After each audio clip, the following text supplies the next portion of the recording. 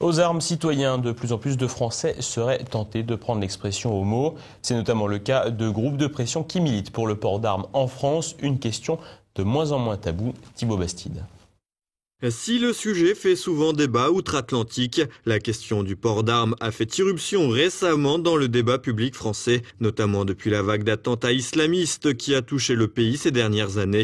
En France, le port d'armes était libre jusqu'en 1939, date à laquelle il est prohibé par un décret temporaire. Aujourd'hui, le port d'armes est strictement interdit au pays des droits de l'homme et peut être sanctionné par 5 ans de prison. Invoquant le droit fondamental de se défendre face à la délinquance, des organisations pro-armes comme l'Institut Mirabeau ou le groupe ARPAC, l'association pour le rétablissement du port d'armes citoyen, voit le jour en France. Dans un pays déjà meurtri par le terrorisme et où l'année 2016 a enregistré un taux de délinquance record, ces organisations revendiquent la possibilité pour les citoyens de porter une arme afin d'assurer leur propre protection. Mais cela ne se ferait pas sans certaines conditions, comme ne pas avoir d'antécédents psychiatriques et obtenir un certificat médical d'aptitude. Comment peut-on imaginer qu'une jeune femme qui sort de chez elle ne puisse pas être à égalité avec quelqu'un qui viendrait l'agresser?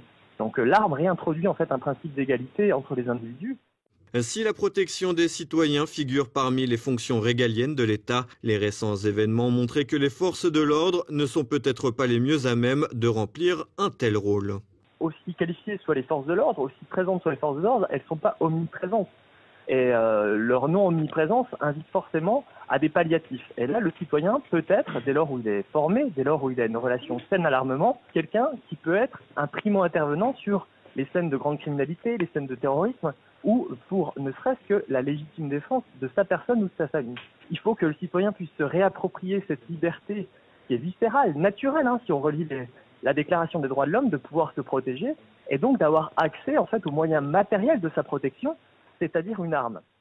Les attentats ont largement contribué à faire basculer l'opinion publique et politique en faveur du droit au port d'armes, mais une légalisation ne pourra se faire sans une évolution de la vision que les Français ont de l'arme en général.